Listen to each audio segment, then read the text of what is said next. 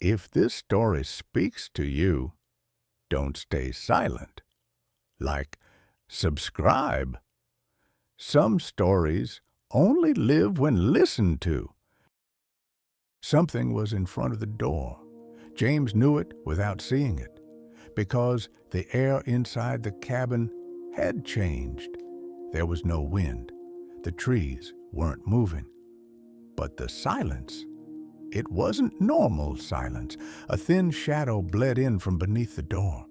It wasn't clear. It wasn't the silhouette of a person.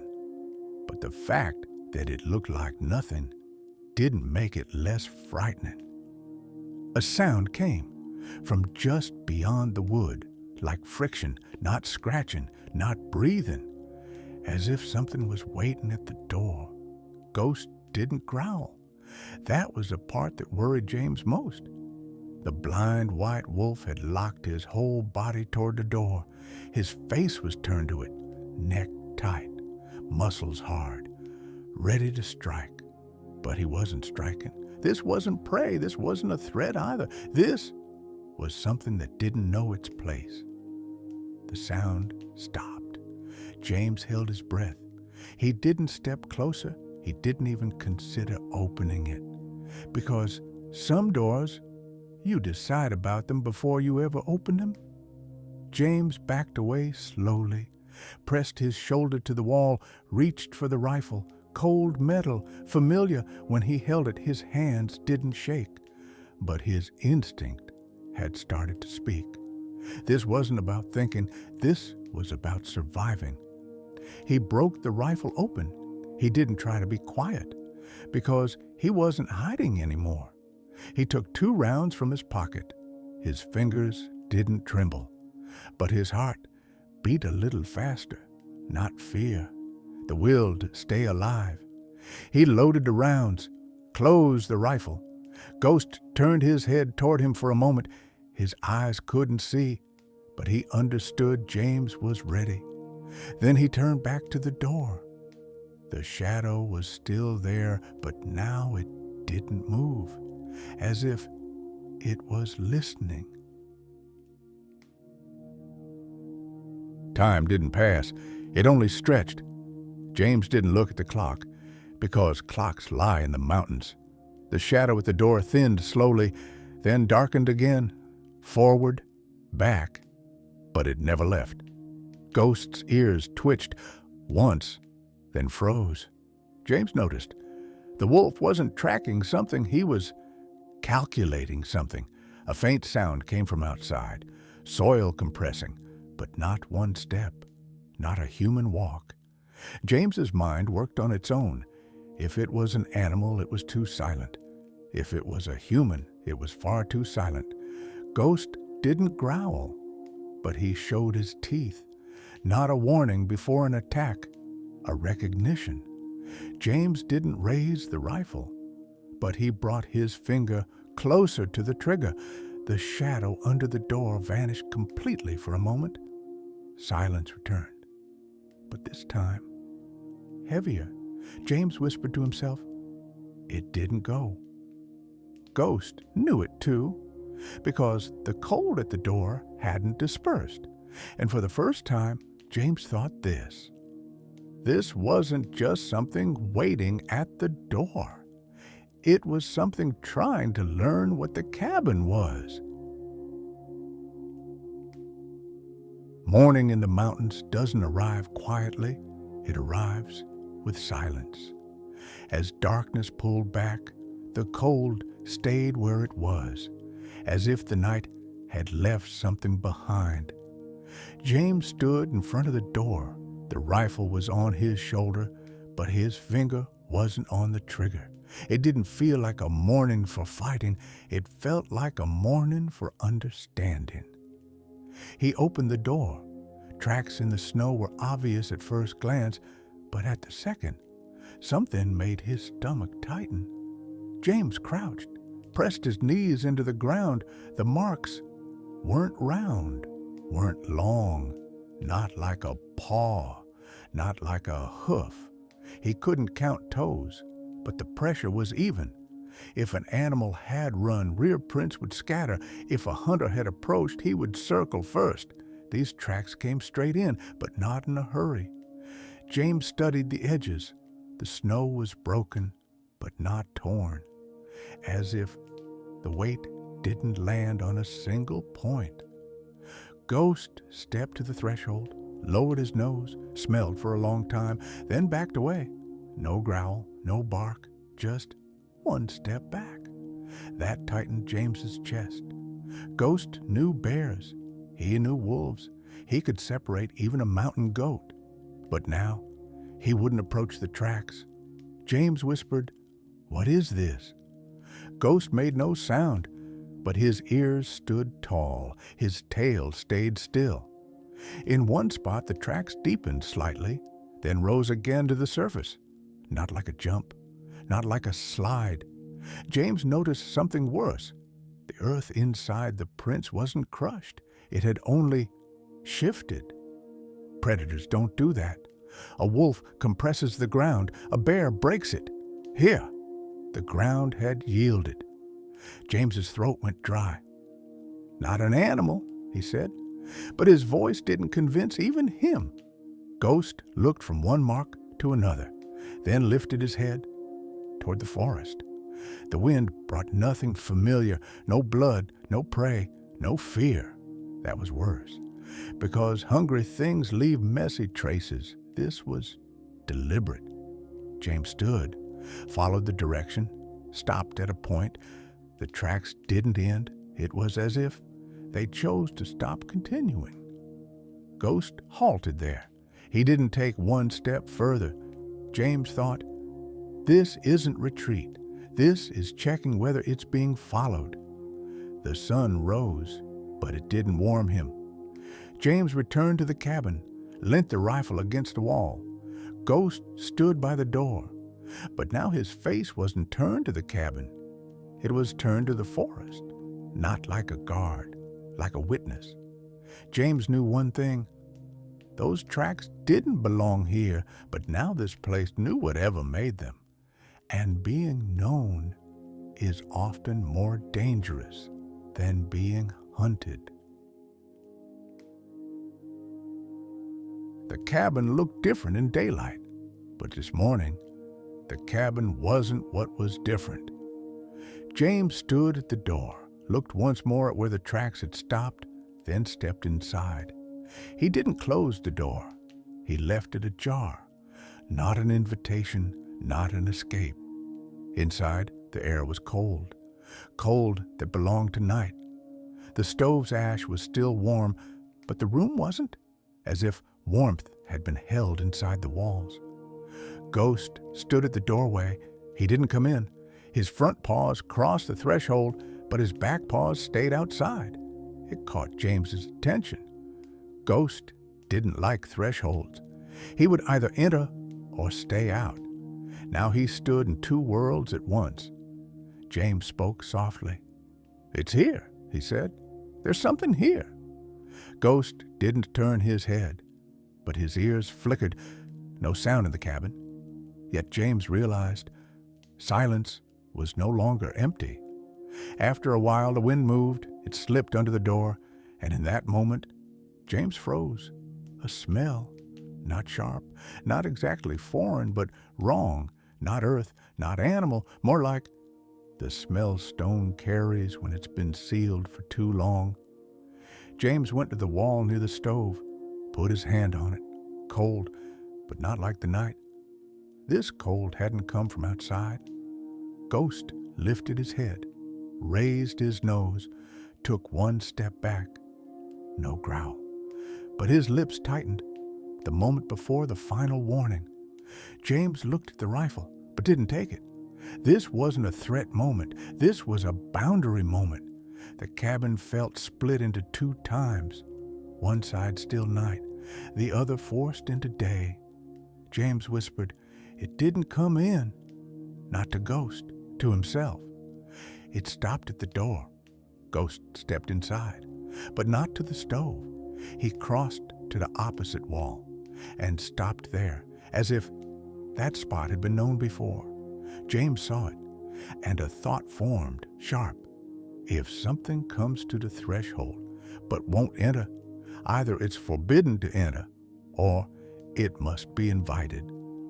James shut the door. This time he turned the lock. Once, then stopped. He didn't turn it twice, because some things move closer when they realize you didn't fully lock them out. Ghost pressed his back to the wall, face toward the door, eyes narrowed, ready, not to attack, to wait. James sat by the stove, hands on his knees, and for the first time he admitted he wasn't alone on this mountain anymore. But whatever was there wasn't fully here either. Only a threshold lay between them, and thresholds change both sides. Ghost stopped suddenly. James was right behind him. He didn't reach out. He didn't call, because that stance wasn't hesitation.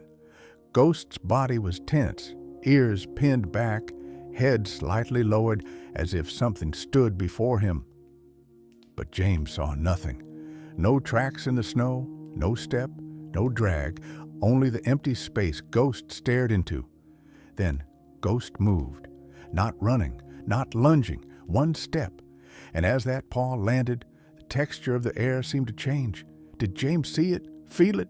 He couldn't be sure, but Ghost slid forward as if passing through a door that wasn't there. A threshold existed, invisible but absolute. Ghost crossed it. For a heartbeat, his silhouette distorted, as if he wasn't walking on snow, but beneath it. Then Ghost was gone. No leap, no spray of snow, only emptiness. James held his breath, gripped the rifle tighter, but he didn't know what to aim at. "Ghost," he said. The sound didn't vanish into the forest. It didn't return. It didn't go anywhere. James's chest tightened. This wasn't escape. This wasn't chase. This was a summoned departure. And James understood. Ghost hadn't run toward danger. He had gone to where he belonged. And the worst part was this. James had been left in front of that door. As Ghost moved forward, the snow didn't part, but it felt like it did. The snow remained where it was, yet Ghost knew exactly where to step. Because beneath the snow, the earth was speaking. Plant scents had changed. Wet moss, broken roots, resin opened by night, cold, not random. The smells formed a line. Ghost didn't lift his head. He didn't need eyes. There were sounds, but not wind, not branches, something deeper. Thin vibrations rising from inside the ground. From far away it was muffled, thick, round, as if something ancient had forgotten how to speak, but still breathed. As Ghost advanced, the sound didn't become clearer. It layered, a sound under another sound, under that, another. Ghost didn't separate them. He combined them, scent, sound, vibration. Inside his mind, the forest rebuilt itself. Trees were not single shapes, but a mass. Gaps were not dark. They were full, but unseen. Ghost stopped, because the sound was no longer ahead, not on the right, not on the left. It was moving.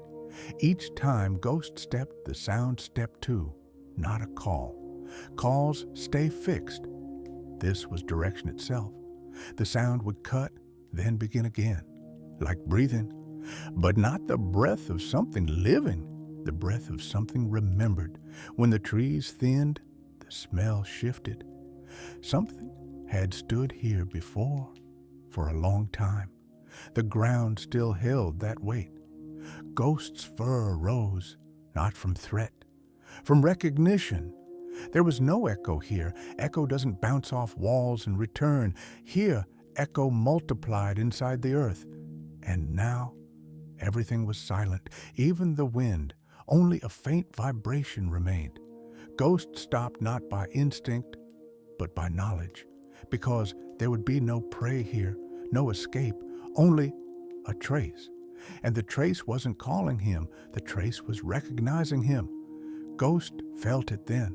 This forest wasn't guiding him. It was reminding him of a path he already knew. Ghost stopped. The sound wasn't distant anymore. It was in front of him, inside the same breath. The forest was different here. Older trees, thicker trunks, heavy ground. Each step felt like stepping into the past. Scent came first, faint but familiar. Blood, dampness, and time. Ghost lifted his head. His ears trembled. The map in his mind shifted. Wind withdrew. Silence pulled in close. A shadow was there, not moving, yet still present. Ghost approached. Snow felt as if it parted beneath him. Plants guided him. Broken branches, scraped bark. Nature spoke. Ghost listened. The shadow's scent sharpened. Not a stranger, the one who once walked before him. Ghost stopped. He didn't lower his head, but his tail touched the ground without meaning to.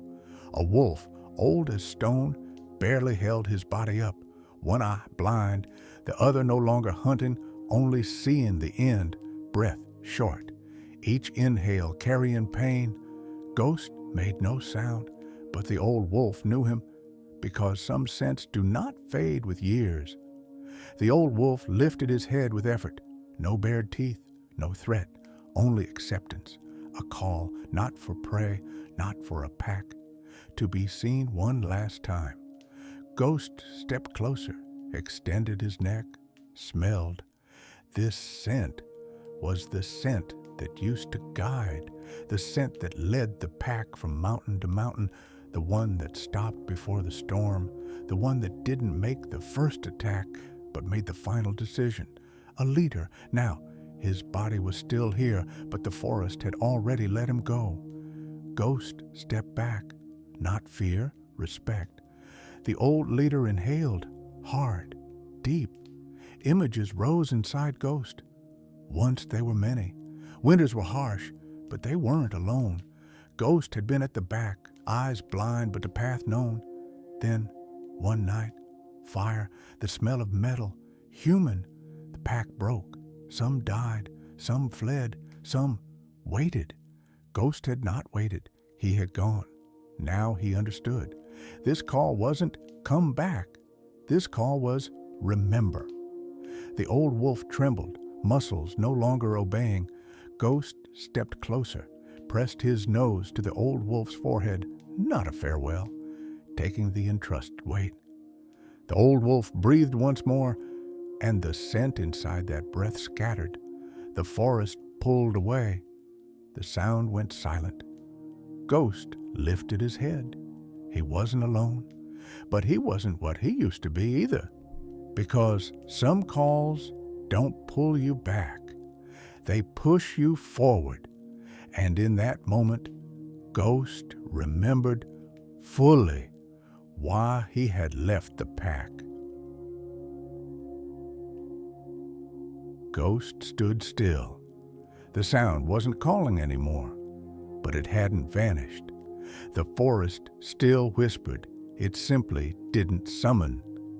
The old leader's breath touched the ground in short intervals. Cold had already surrounded him. Ghost didn't approach. To approach now would mean arriving too late. He lowered his head, ears folded back. Not greeting, not farewell, saying, "I understand." Once they had walked the same trails, listened to the same wind, shared the same scent of prey. Then paths split. Ghost had never questioned why. He had only gone. Now he knew. Some departures are not escape, some are survival. The old leader didn't move, but the forest held its breath for a moment. Ghost turned away. Returning wasn't easy, but staying was no longer possible. He didn't run. He didn't hurry, because some moments are not abandoned in haste.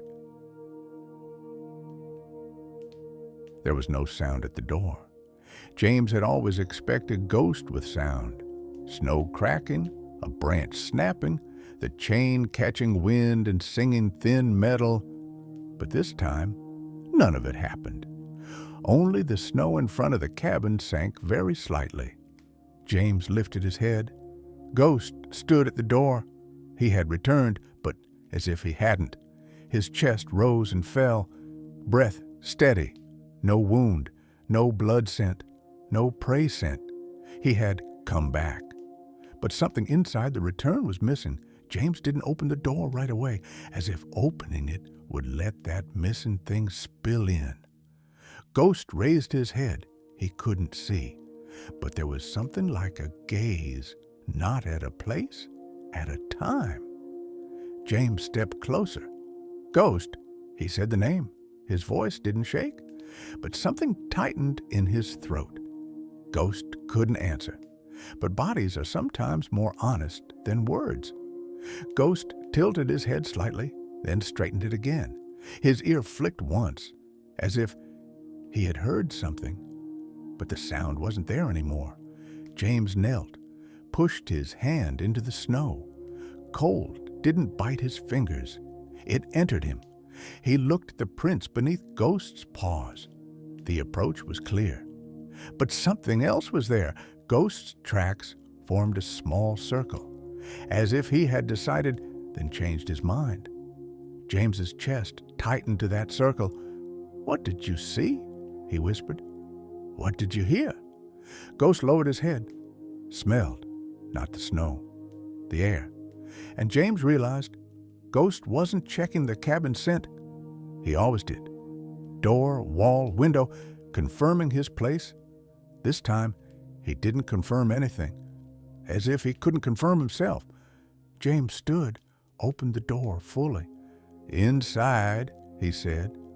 Ghost walked in, heavy and slow, but he stopped in the middle of the room, didn't go to the stove, didn't lie in the shadowed corner. He just stood, head lowered. James fed wood into the stove. Flame caught. But even the sound of fire couldn't fill that emptiness. Ghost's back trembled slightly, not from cold. James didn't look at the rifle. He didn't look at the window. He didn't look under the door. He looked at Ghost. And for the first time, even though Ghost was beside him, James felt he could not reach him, as if Ghost had returned, but a part of him had stayed elsewhere. James thought briefly. Maybe the thing that came last night didn't stop at the door. Maybe Ghost had stood, not at the cabin, but at the edge of his own past. Ghost lifted his head, turned toward the door. Ears rose, body tightened. James's fear found its name. Ghost wasn't ready to attack. Ghost was listening. And then a thin shadow slid beneath the door, very fast, like wind, but not wind. From Ghost's throat came a deep, ancient sound, not a growl, not a howl, the sound of a creature that recognizes something and doesn't want to believe it again. James held his breath, because for the first time, Ghost's return did not make him feel safe. It did the opposite. The cabin was more unsafe now, and something was standing at the door again. Ghost had come back, but it was as if he hadn't returned to the cabin. James understood it at the threshold, because Ghost didn't curl near the fire. He didn't go to water. He didn't go to his corner. He only stood. His body carried the outside cold, thin snow grains in his fur as if refusing to melt. James almost asked, "Are you cold?" He couldn't. Sometimes speaking feels like breaking what silence is holding. Ghost lifted his head, not at James, at the empty space inside the room, as if someone had stood there and just left. James didn't step closer, didn't touch him. He feared whatever Ghost carried might cling to him too. He smelled something faint, mixed with ash and fire. Not wood, not smoke, not blood. Metal, but older than metal. Stone, but like pain, sealed inside stone. Ghost trembled once, not from cold, as if something inside him shifted its place. James looked at the rifle on the wall. He didn't want to take it. He understood the rifle would not be enough, because some things don't need bullets to wound you. Still, he reached, checked it quietly, weighed the 2 rounds in his palm, then slid them into his pocket. He leaned the rifle by the door, close, but not in his hands, like he wasn't saying, "I'm ready, only I'm not helpless." Ghost turned to the door, locked his face on it, ears upright, tail tip unmoving. James swallowed. "Last night," he began. Ghost didn't move an inch. James didn't continue, because continuing would turn it into a question, and James was not ready for the answer. They stayed that way, 2 living beings in the same cabin, but in different places. James finally crouched, looked under the door. It felt like a shadow was seeping in, yet there was no one inside. Still, his eyes searched for where that shadow began. And then the cabin became colder, not from under the door, from inside the walls. Ghost made no sound, but deep in his throat a very low vibration passed. Not a threat, a warning. James's neck prickled, not the feeling of being watched, something else, as if something already knew him. James whispered without meaning to, "How far have you come?" He didn't know who he spoke to, but Ghost turned his head. For the first time, he looked at James. It lasted less than a second, but it extinguished the warmth inside James. Because Ghost's eyes held no fear. If there had been fear, James could endure. What he saw wasn't fear, it was recognition. Ghost turned back to the door. James stepped closer, didn't touch the latch, only pressed his ear to the wood. No sound outside, no wind, no bird. But James felt the soundlessness of an emptiness standing in front of its cabin. The shadow under the door shifted. James's breath stopped. Ghost's body tightened, and then, very close, a thin scraping sound touched the wood, once, then again, then stopped. James didn't lower the latch, but his fingers stayed on it. Ghost stepped forward, and James realized it wasn't Ghost trembling, it was him. Because some doors open even when they don't, just not from the inside. From the outside, the cabin was still the cabin. Inside, the air had become something else. James stood beside the door. The rifle leaned against the wall, under his hand, not in it. The stove burned. Wood crackled. Normally, that sound made a place feel alive. Now it only made the emptiness more obvious. Ghost stood in the center of the room. He didn't go to his corner. He didn't go to water. He didn't circle to choose where to lie. He only stood, head slightly lowered, ears up but not alive, as if he wasn't listening but holding something. James watched Ghost and listened to the cabin, not with eyes, with sound. A shelf sat by the wall near the stove, tin cans, a few jars, dried herbs. Under it, darkness. Normally, Ghost would always put his nose there once. Still here? Check. He didn't. A worn chair by the window. It used to creak in the wind. There was no wind now.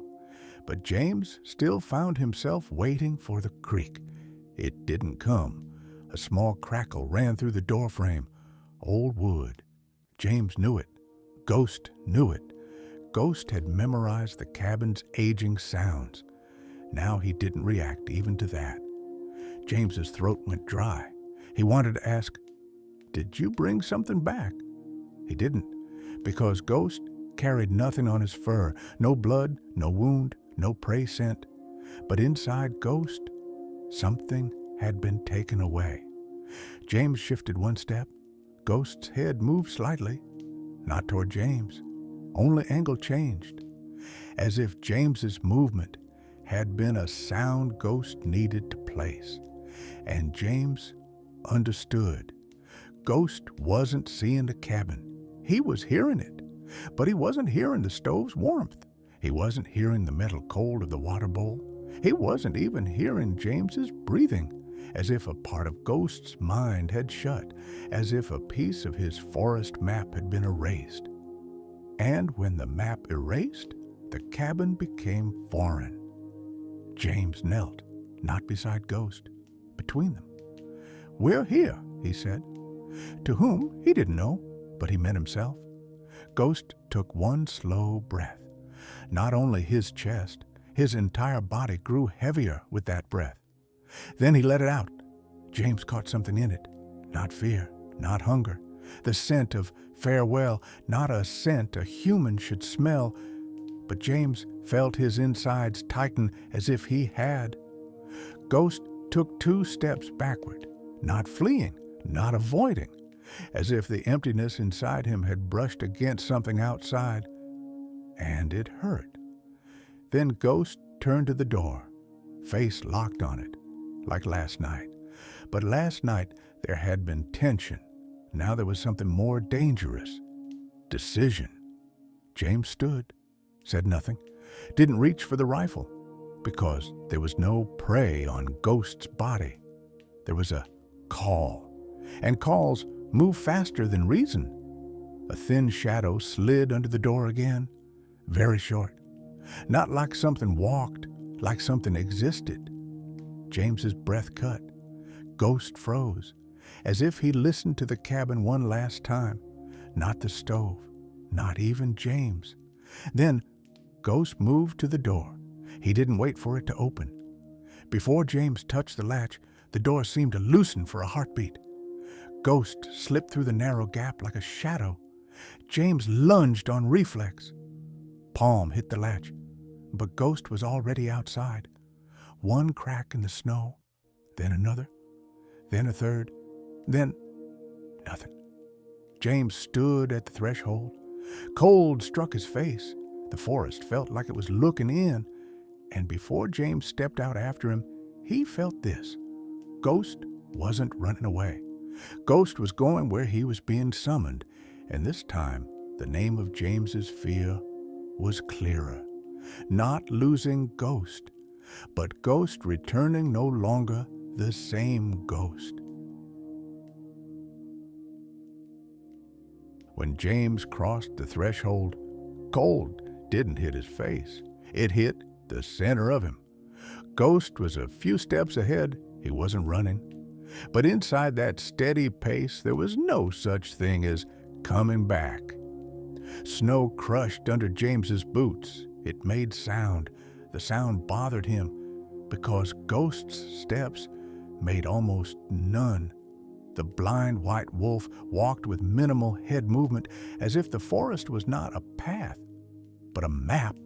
And that map was drawing a new line now. James followed. He didn't lift the rifle. If he lifted it, he would feel ready. He wasn't ready. He was only forced. Ghost stopped. James stopped. They listened together. No wind, no branches rubbing, no birds, none of the forest's normal sounds. A sentence dropped into James's mind. There is no sound here because nothing is speaking here. Ghost lifted his nose, smelled the air, lowered his head again, not at the line on top of the snow, as if looking beneath it. When James stepped closer, Ghost took another step, not because James pushed him, as if James's presence made Ghost more certain. James's throat went dry. "Ghost," he said, lower this time. Not a name, a plea. Ghost didn't stop. As the forest tightened, trunks stood closer. James's vision narrowed. The wide mountain became a corridor, and inside that corridor, James noticed something. Ghost's sorrow wasn't left behind. It walked with him. As if Ghost wasn't carrying something, something was carrying him. James remembered the night, the shadow under the door, the nail-like scrape. But now was worse, because now nothing could be seen, nothing made sound. And still, everything was there. Ghost turned suddenly to the right. James understood Ghost wasn't moving at random, as if the forest said, "This way," as if trunks, slopes, hidden moisture, all of it whispered to Ghost. Nothing whispered to James. He only followed. Ghost stopped again. James held his breath beside him. A tiny mark lay in the snow, smaller than Ghost's paw, as if something had only touched. James crouched, didn't touch, only looked. It wasn't a track. The surface of the snow looked smoothed, as if stroked by a thin nail, not broken, not scattered, as if something had passed without pressing down. James' neck prickled. From Ghost's throat, that deep old sound moved again. Short, cut off, not warning, remembering. And James understood. Ghost wasn't following a stranger. Ghost was trying to recognize something. And that frightened James more, because a wolf doesn't approach something familiar like this. He either goes to it or flees from it. Ghost did neither. He paused, listened, smelled, then walked. Not indecision, completion. James's lips moved without thinking. "You've lived this before, haven't you?" Ghost couldn't answer, but James couldn't stop searching for the answer, because the answer was in Ghost's body. Ghost lifted his head, ears fully upright. James felt something too. No sound came, but the air changed very slightly, like a breath, very far away. James stared into the forest. Nothing. Ghost took 2 steps, then a third, then stopped. Ahead, between the trees, it felt like a line ended, not like it faded, like someone ended it. Ghost's body tightened, not attack, decision. James's heart sped up. Ghost approached the end without hesitation, and James saw something small on the snow, a piece, not dropped, placed, a thin dark strip. Leather? Cloth? Unclear. Ghost stopped in front of it, didn't lower his head, just stayed, as if the piece wasn't an object, as if it was a message. James swallowed hard. Ghost turned his head toward James. He couldn't see, but James felt that look. Inside, it was a sentence. "There is no going back." James felt his knees tremble, and inside him another voice rose. "If I lose Ghost, I will stay here too." Ghost turned back to the trees. He left the piece behind and continued walking as if nothing happened. But James knew something happened. This wasn't where tracks began. This was where something announced it had begun. James looked once more at the strip. He didn't take it. Not yet. Because some things settle inside you before you ever pick them up. James inhaled and followed Ghost again. This time, he wasn't only following. This time, he was stepping into the story.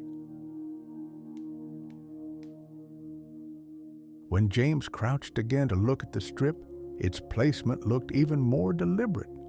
Not wind, not an animal. It had been left. Ghost had already gone a few steps, but when James paused, Ghost paused too. He didn't turn. He only waited. James reached out, hesitated before touching it, because touching some things means, "I accept this." Still, he picked it up. Thin, like cloth, but not cloth, like leather, but not leather, more like an old strap. A faint scent, not blood, not wet earth.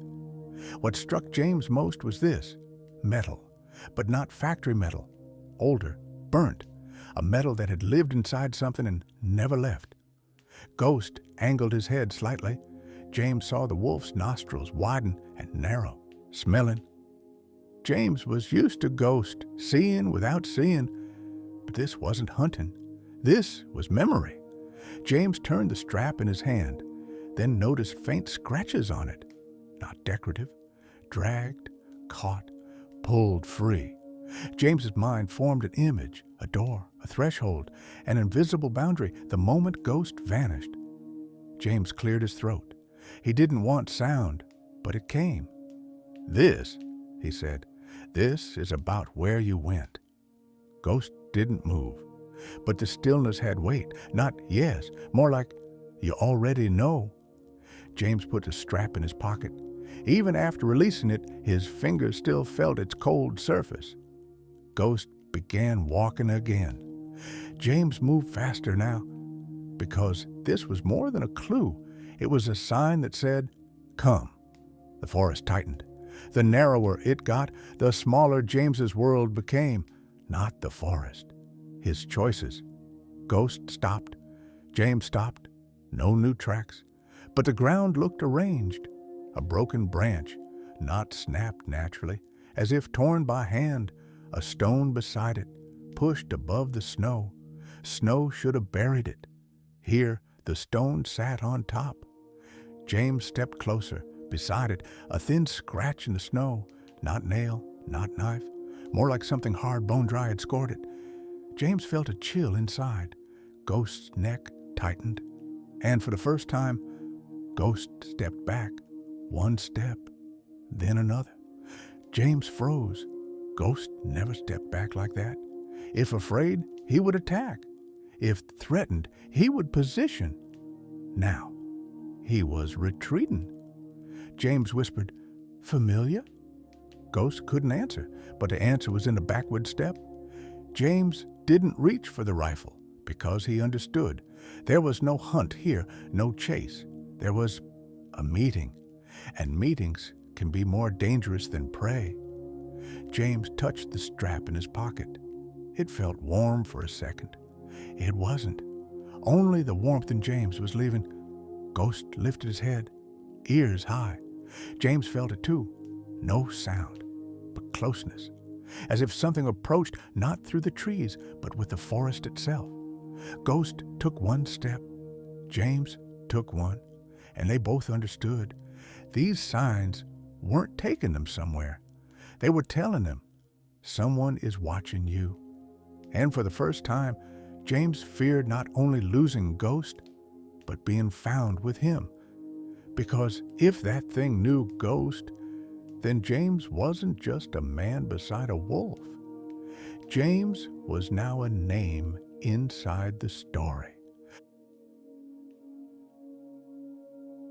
James held his breath, because this time the forest wasn't simply quiet. The silence felt constructed. Ghost moved forward again, but he didn't rush. James knew what that meant. Ghost felt they had reached the exact place. They passed the torn branch, walked by the marked stone. James saw the scratches again, but now he read them as signs, not tracks. If wolves speak with scent and humans with prints, this was outside both. Ghost stopped, lifted his head. James found himself trying to smell the air too, and then the scent returned. Metal! Closer now. So close it seemed to enter James's teeth, leave a taste on his tongue. Ghost did not tremble, but his posture changed. He extended his neck, then lowered his head by a fraction. Not threat, respect. James's throat dried. To someone, he whispered, to something. He couldn't finish, because there was a gap there, but it didn't feel like empty, as if the forest had excluded a piece. Trees were the same, snow the same, but at that point, the air was different. James took one step. Ghost didn't move away. He simply held, as if allowing it. When James took a second step, a thin pressure formed in his ears, not like a plain descent, deeper, as if a vein inside him recognized the place. Ghost walked, and again, that movement. Ghost didn't look like he was walking. He looked like he was sliding through snow. James didn't blink. Ghost reached the unseen threshold. One step. Then, Ghost didn't vanish. Ghost passed. And where he passed, James saw the tiniest shift in the snow. Snow didn't scatter, only light broke differently. James didn't step back. Instinct said, stop. Something else said, "Reach him." He didn't raise the rifle. He still didn't know what to aim at. He pulled the strap from his pocket, gripped it hard, as if the strap were a key.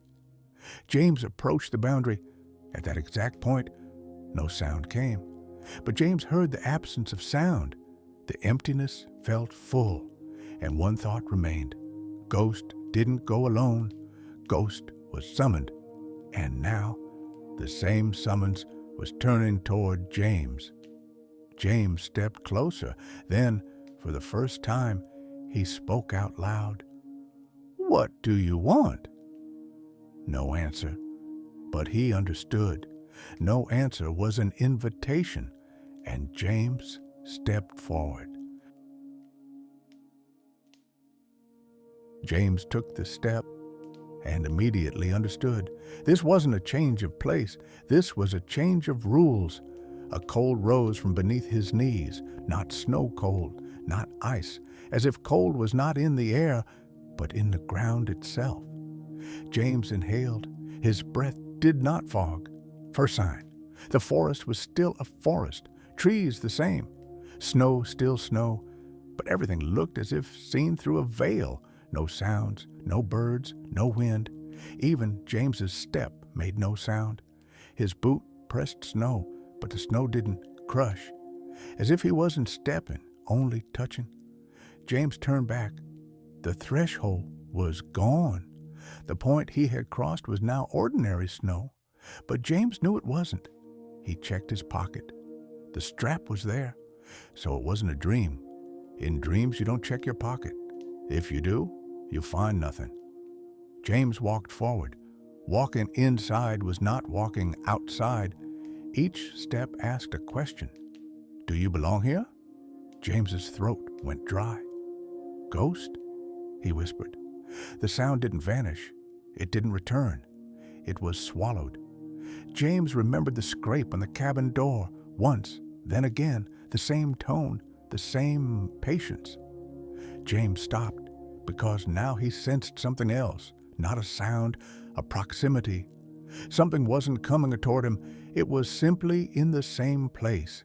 His skin rose. He didn't lift the rifle because here the rifle felt too human, and this place was older than human. James knelt, saw something in the snow, a print, not ghosts, smaller, deeper, and at one point, as if it split into two.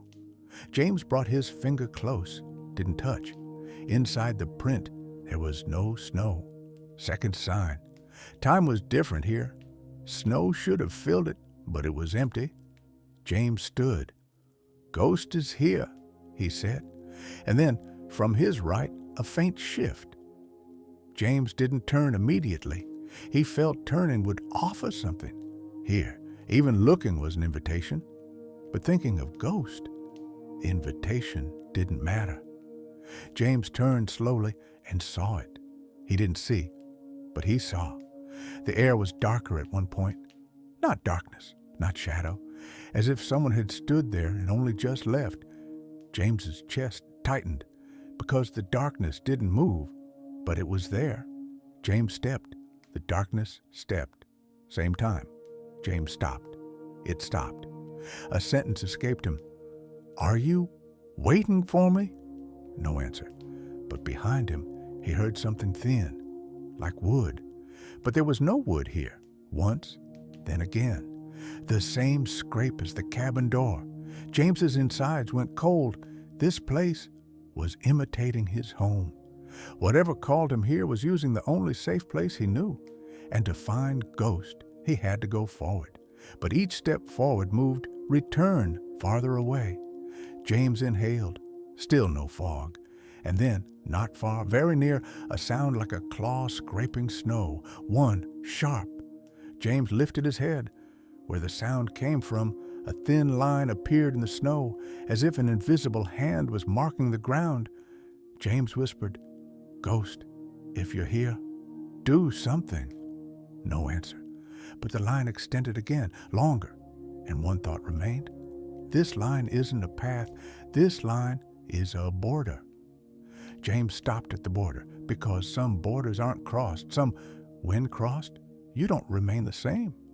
And for a brief moment, James felt the border had taken him in, but it hadn't agreed to give him back. James wanted to step back, just one step, but it felt like stepping not on snow, on something beneath it. At the border, the air wasn't cold, it was weight. And inside that weight, James thought of the cabin, the latch, the wood, the stove, because inside the unknown, humans search for what they know. James blinked once, and for a moment, everything snapped into place, as if the forest returned, as if snow became snow again, and as if the door became a door again. James found himself at a threshold, real or imitation. He didn't know, but he knew this. There was a threshold here, too. Behind the door, fire burned, but heat didn't exist. The stove crackled, yet the corners stayed cold. James didn't lower the latch. His fingers rested on metal, but the thing holding the door now wasn't metal. It was his breath. Ghost stood ahead, blind, yes, but moving like a body that had memorized every line of the cabin. He didn't go near the stove, didn't go to water. He didn't count James' steps. He only listened. When James moved, Ghost's ear flicked slightly. Not "I heard," more like "I don't want to hear." James understood then. The cold inside Ghost wasn't cold, it was absence, as if Ghost had left a part of himself in the forest. And when he returned, he forgot to close the door behind it. James whispered, "What was there?" The question stayed in the air. Ghost couldn't answer, but James wasn't waiting for words. Sometimes the answer is in a body's weight. Ghost walked slowly past the stove, past James, stopped in the center, and the cabin split. One side was fire, wood, life. The other side smelled like metal, like stone, like old pain sealed inside stone. Ghost turned his head to that side. James's eyes followed. Nothing was there.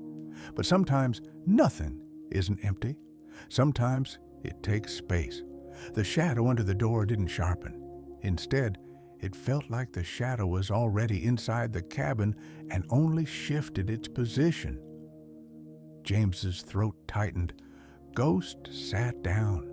That frightened James more. Ghost didn't sit when danger approached. He would tense, prepare, wait.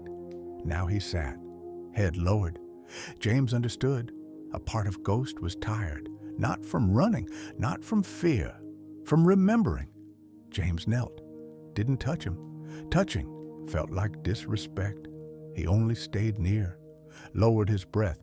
The cabin grew colder, not from outside, from inside, and then Ghost rose suddenly, not like pulled by a string, like a door opening, ears up, neck extended. Ghost didn't run to the door. He went to it, but his steps carried no uncertainty, as if the cabin's lines pushed him toward a point.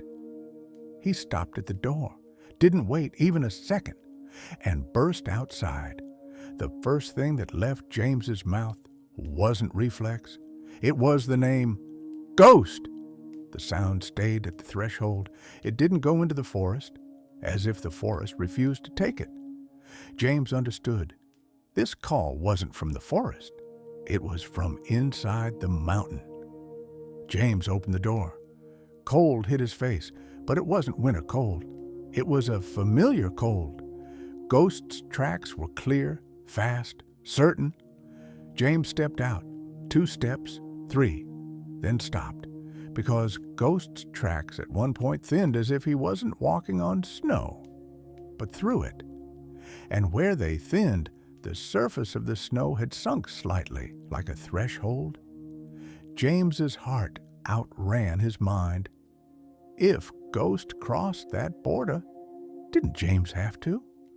But what if that border belonged only to Ghost?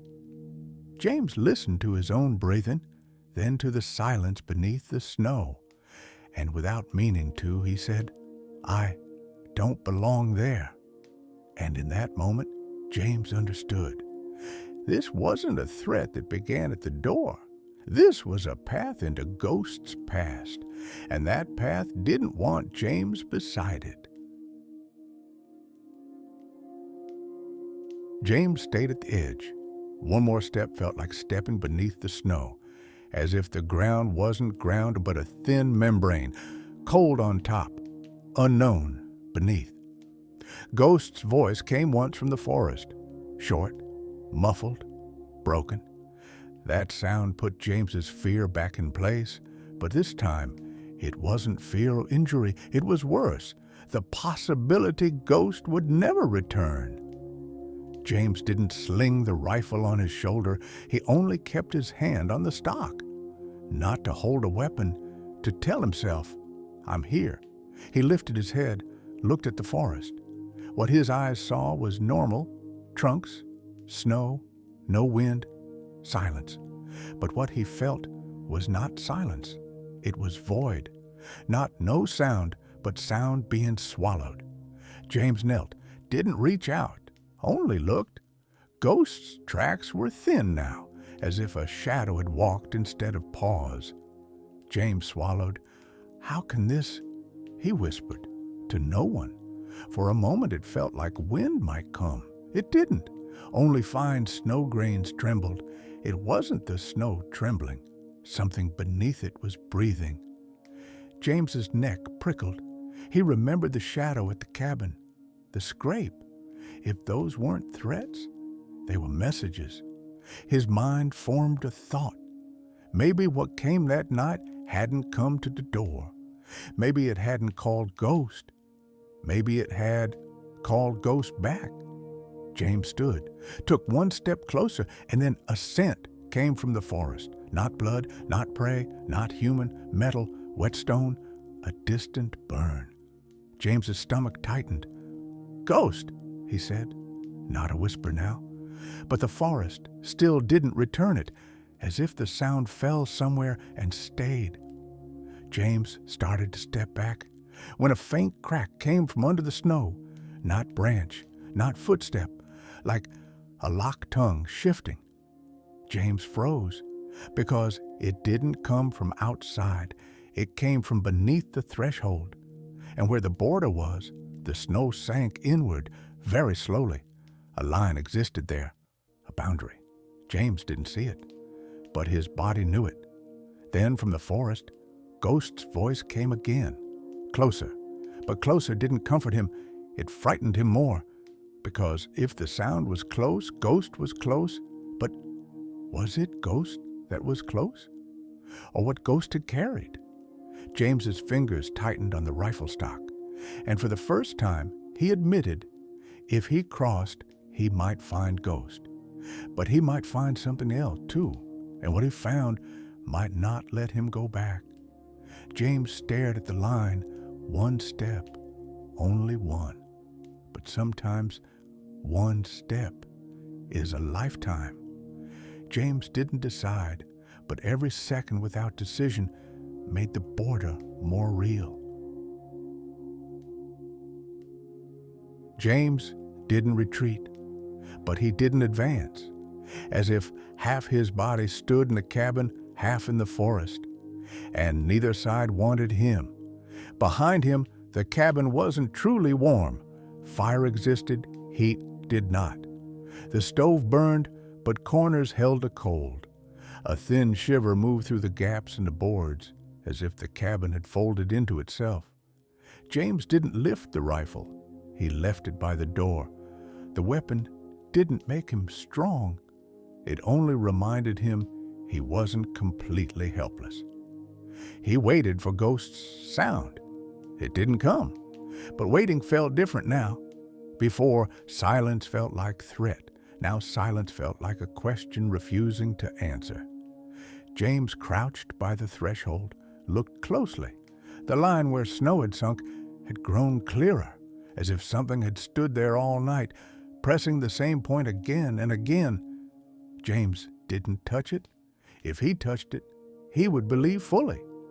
And then a sound came from inside the cabin, not outside, inside. James turned his head, not stove crackle, not wood creak.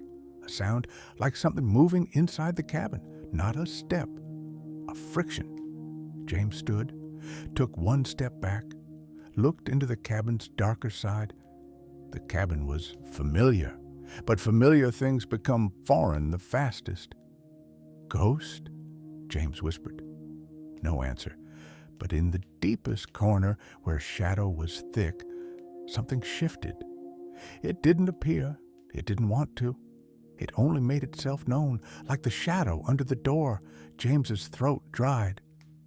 You, he said, to no one.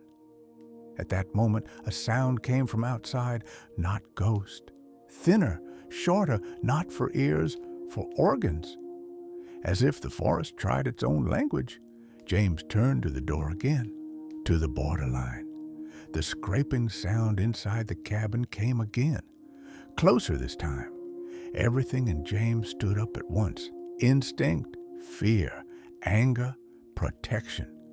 He reached for the rifle, but before he lifted it, the sound stopped, as if someone said, "Enough." James understood. Not random, not a mistake. A move to shift him from his place. One side, ghost somewhere outside. One side, something unseen inside. And a thought landed hard. Ghost wasn't calling him into the forest. Maybe Ghost was trying to keep him away from it. James breathed, then slowly closed the door. He didn't lock it, because he wasn't sure who the lock was for any more. He took the rifle, not on his shoulder, in his arms, as if he carried not a weapon, but the weight of a decision. And from the cabin's shadowed corner, a faint, low sound came again, as if someone whispered the cabin's name. James froze. He didn't recognize the voice, but the cabin seemed to. When James closed the door, the cabin didn't become quiet. It only changed its sound. The forest outside was silent. The cabin inside was listening. James kept the rifle in his arms and did not turn his back to the door. He didn't turn to the stove either. He stayed in the middle because instinct said, if you give your back to one side, the other side becomes empty. His eyes slid to the corner where the shadow had shifted. There was nothing, but nothing can be a presence that refuses to be seen. James slowed his breathing. He checked his own scent, sweat, metal, smoke. Normal. Fear in a human is normal. What wasn't normal was Ghost. Ghost wasn't inside, and he wasn't visible outside either. James didn't want to accept it, because Ghost's absence wasn't only fear, it was a void, and voids swallow everything. James went to the small window beside the door. The glass was fogged. He drew a thin, clear line with his finger. Snow still lay outside. Tracks still existed, but between them, something else. Not a track of walking, a track of shifting snow. James remembered the unseen threshold, the moment Ghost slid through a line. Door, he whispered. There's a door. A crack came from inside the cabin, not the stove, from the wood itself. James didn't move. He didn't lift the rifle, because you can't aim at what you can't name. The sound came again, as if fingertips touched wood from inside the walls, then stopped. James swallowed. A sentence escaped. Was this cabin ever mine? Not nonsense, because the cabin had been his refuge for years. But a refuge doesn't only keep things out. Sometimes it hides things in. James cleared the window again and saw movement outside, fast, as if something slid under the snow, not over it. James turned toward the door, didn't touch the latch. First he listened. No sound outside, no step, no breath. But he felt the nothing standing right in front of the door. No shadow seeped under it now. That was worse, because if there is no shadow, either light has died or the shadow refuses to show. "Ghost," James said. The name sounded like a prayer, then very faint. Something tapped the wood from outside. Not a nail, not a claw, like thin metal testing the door. Once, twice, then something was dropped in the snow right in front of the door. James froze, because that sound had weight, an object landing on snow. James reached for the latch. This time he did, but he didn't lower it yet. His fingers trembled for the first time, because he understood. The thing that came at night didn't force the door. Today, it left a gift, and a gift is not always kindness. Sometimes it is the quietest way to say, "I am here." James gripped the rifle, leaned toward the door, tried to look under it. For a second, he saw the shape on the snow. Not clearly, but it wasn't round, not flat. Something. And one thought struck him. If Ghost saw this, he wouldn't stay silent. James held his breath. The latch was still up, but the question wasn't open the door. The question was this: if the door opens, does what's inside come out, or does what's outside come in? James didn't lower the latch, but he didn't remove his hand either. The weight of the thing outside spoke without sound, not like an object, like intent. He kept the rifle down, barrel angled to the floor, but his palms pressed the metal cold to crush the heat of panic. He pressed his ear to the wood. No breath, no step, no wind. This level of silence wasn't normal in the mountains. The mountain makes sound even when nothing exists. A distant branch breaks, a bird delays its wing, snow shifts somewhere unseen. But now, nothing touched anything. James crouched, brought his eye near the gap beneath the door. He expected emptiness, but there was no emptiness.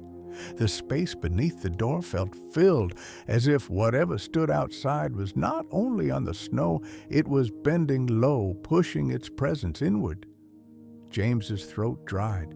His hand stayed on the latch. He didn't move it, because he realized what he called a gift had not been placed like a gift. It had been left, not like a human, not like an animal, like a sign. James split his breath in two, held half inside, let half out. Then he stepped back slowly, one step, another, reached the small table.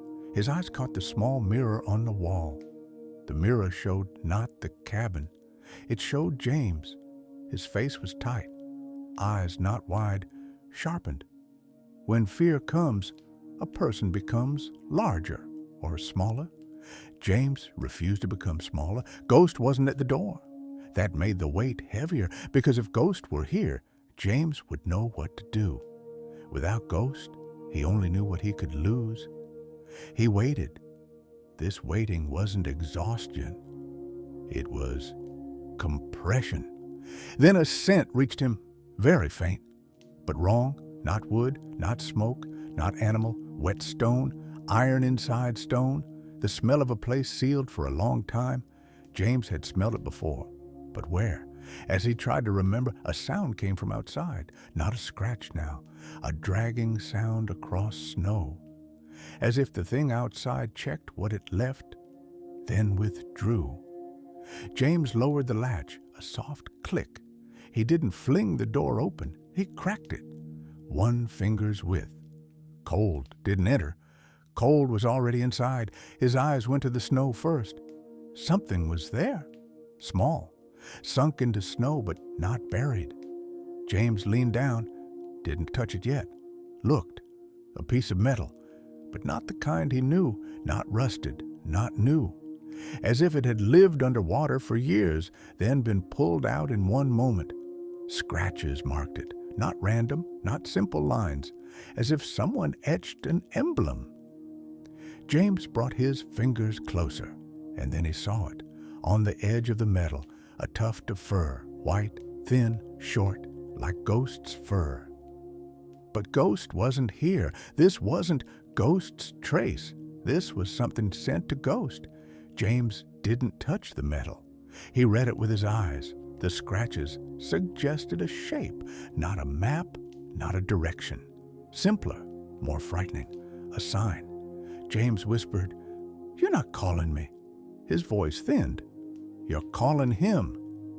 And then from the forest, a sound came, far, muffled, but not familiar, not wolf, not bear, not bird.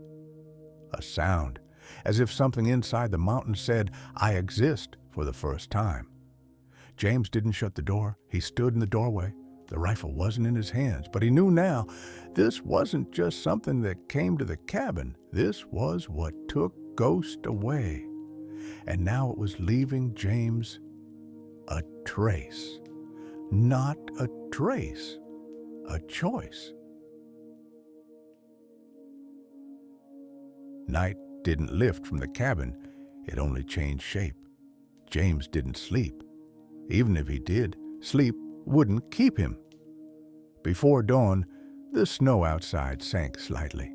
No sound, but James heard the absence of sound. He looked at the door. Ghost stood at the threshold. James didn't know when he arrived, because some returns are not understood by footprints, but by void. Ghost stared at the door, but he wasn't waiting now. He was listening. James held his breath. Ghost's ears were open not to one direction, but two at once, one to the door, one to the forest. James wanted to whisper, "What is it?" The word stuck, because Ghost made a slow movement. He leaned his head toward the wood, then pulled back a fraction. Not fear, distance. Sometimes when you recognize something, you don't move closer, because if you do, you know what you recognize will become you. James crouched, looked under the door. A thin, cold line ran along the bottom like a ribbon, but beside it, he saw something else. At the very edge of the threshold, a pale imprint, not wet, not mud, not blood, a touch mark. James didn't touch it, because it made him feel he had been touched, as if the cabin was tested not from outside, from within. Ghost stepped back suddenly, then glided past James, away from the door, not deeper into the cabin, toward the outside. James stood, took the rifle. 2 rounds sat in his pocket. The rifle didn't feel like safety, only habit. He opened the door. Snow outside gleamed, sky clear. Everything looked too perfect to be normal. Ghost stepped into the snow, took a few steps, then stopped. James stopped too, because where Ghost stopped, the snow had slightly melted, not like fire, not like a body, as if the snow had been pulled away briefly. Inside that ring of melt, a thin, nearly invisible line. James crouched. This wasn't a scratch, not a claw, not a knife, a friction mark, sibling of the sound on the door, the same thin insistence. Ghost lifted his head, looked at the forest. James looked too. Nothing at the edge, no shadow, no movement, no bird sound. But Ghost didn't tremble. He didn't step back, as if something was there, seen not by eyes but by land. James felt his throat tighten. He didn't think, "Someone found us." He thought worse, "Someone knows this place." Ghost turned his head suddenly, looked at the cabin. James looked too. The door was not fully closed, a finger's width open, as if someone inside hadn't opened it, only tested it. James's fingers turned to ice. He didn't raise the rifle. He didn't run. He only walked. And as he reached the door, a thin sound came from inside the wood, not from outside, from inside, once, then again. James froze. Ghost froze too, and they both understood the thing that stood at the door last night might not have stayed outside. When Ghost bolted outside, the door was still ajar. James didn't feel the cold entering.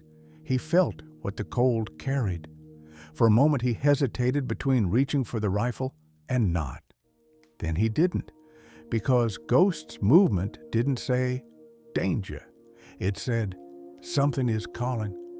James stood in the doorway. Inside, despite fire, the cabin looked strangely flat. Shadows normal, walls normal, but sound wasn't, as if there was no sound inside, and the cabin itself was replacing sound. James pressed his palm to the doorframe. Wood was cold. Wood always is. But this cold wasn't mountain cold. It felt like breath that arrived later. Outside, there was no sound of paws on snow. Ghost should have been running. Snow should speak. A branch should break. Something should happen. Nothing. In the mountains, nothing happens often. But this was different. James stepped inside, stood by the stove. Ash was gray. Coals looked as if they had breathed earlier, now silent. In the cabin, a line existed you couldn't see, only feel. Beyond it, something was different. James knew by his shoulders. They tightened, as if someone stood behind him, and if he turned, he wouldn't see them. He took the rifle, not to aim, only to hold, not readiness, a way of saying, "I'm not alone." He went to the door, looked beneath it, no shadow, but worse, a thin scent seeping under, not wood, not smoke, not animal, metal, not new. Metal pulled apart, left in rain, then heated again. The smell of something being made. James swallowed hard, then noticed something small on the inside lower corner of the door, a mark in the wood, not a scratch, not a cut.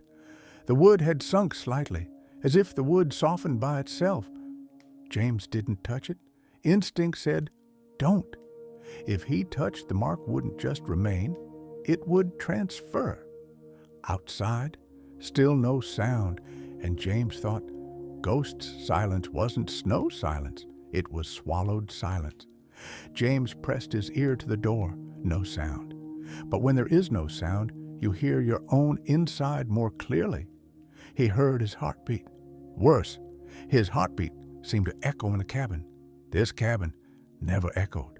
Wood walls, stove, rugs, they swallow echo. And now, the cabin returned to heart. James stepped back, collected himself, went to the window. Outside, snowlight, forest line, trunks, all as it should be. But between the trees, a patch of snow looked darker, as if shadow moved under it. James narrowed his eyes.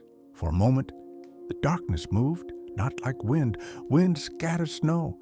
This moved without scattering, sliding through. James's neck prickled. He raised the rifle. This time he aimed, but he still wasn't ready to shoot, because he still didn't know what he was aiming at. He stepped away from the window, and then a sound came inside. Very small, barely sound, as if something exhaled onto the ash. James turned. The ash in front of the stove had formed a small ring, not by finger, by air, sign. James froze. A word wanted to rise. It didn't. Sometimes words don't come not from fear, but because they can't carry the meaning. Outside, finally, a sound. Very far. Not pause, a break, not branch break. As if a door closed inside the forest. James rushed to the door, opened it. Cold hit his face, and he saw Ghost. Ghost stood a few steps from the cabin, in the snow. But he wasn't looking. He was listening. Ghost turned his head slightly right, then left, as if measuring something unseen. James wanted to go to him. He took a step. Ghost tensed. James didn't fear that. Ghost tensing was normal. This time was different, not attack. The tension of a creature that senses something has begun again. Ghost turned his head behind the cabin.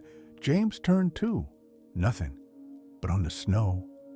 A line existed that hadn't existed before, not straight, not broken, as if someone drew a thin thread then reeled it back in. James's throat went dry. Ghost stepped toward the line. James didn't say stop, because Ghost would not stop. And James knew he would have to follow what Ghost wouldn't stop for. He slung the rifle on his shoulder. 2 rounds weighed in his pocket. Not safety, only a more believable lie of, I'm not alone. James stared at the line. It led toward the forest line, and with each step, it looked more real. Ghost began walking. James followed, and on the first step, James understood. This line wasn't the trace of someone leaving. This line was a trace calling him. And what called wasn't hungry. Hungry things run. This was waiting. When James took the first step, the snow made no sound. Normally it does. Dry snow cracks, wet snow compresses, thin snow breaks.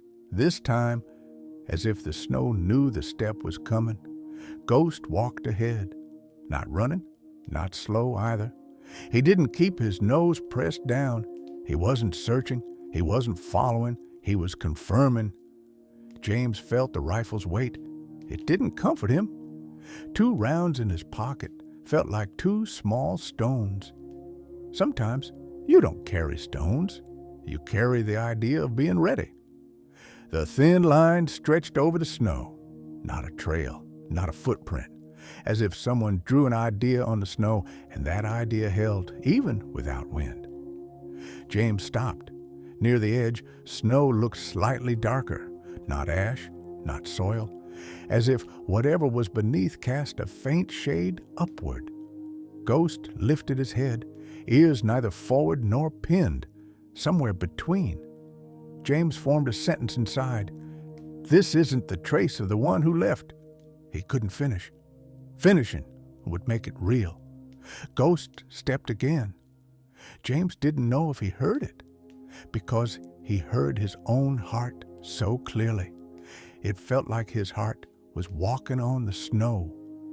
They moved like that for a while. Trees thickened, wind disappeared, the forest swallowed even the cold. But silence didn't comfort him. Here, silence wasn't empty, it was full. Ghost stopped. James stopped. Ahead, snow. Trees, dark, but what mattered didn't show itself. Ghost's fur lifted slightly, not threat. James understood. This was closer to recognition. James whispered, "Where are you taking us?" Ghost couldn't answer, but Ghost turned his head a fraction as if saying, "Not me," as if saying, "I'm going too." The line split into 2. James's throat tightened. Not 2 roads. One line was darker, clearer. The other looked half-made. Ghost didn't choose the clearer one. And something cold entered James. Wolves choose the clearest. Ghost chose the wrong one. James stepped, and the smell hit him. Not metal.